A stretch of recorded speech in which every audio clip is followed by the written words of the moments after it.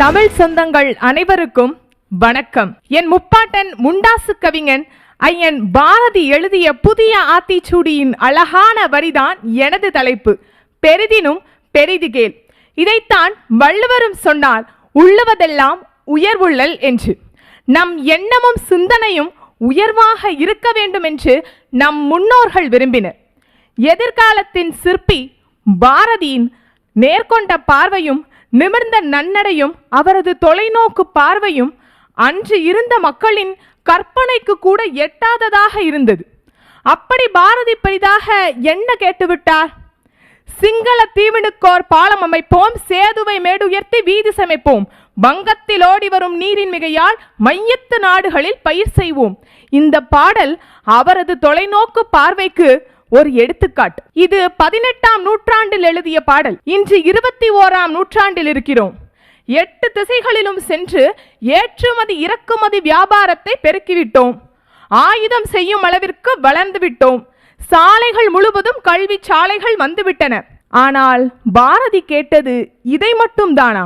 பாரதி இந்த சமுதாயத்திடம் 3 முக்கியமான விஷயங்களை கேட்டார். 1, தமிழ்நாட்டில் தமிழ் தலைமை பெற்று தலைத்திட வேண்டும் என்று கேட்டார்.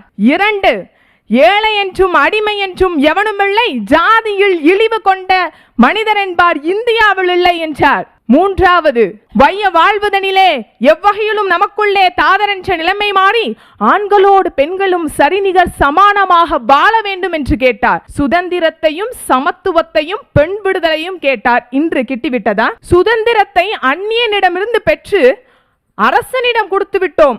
ஆம், பல பல வண்ணங்களில் உடையணிந்து பளபளப்பாக இருக்கும் அரசர். அவர் இருந்துவிட்டால் இங்கு எல்லாமே கிட்டிவிடும்.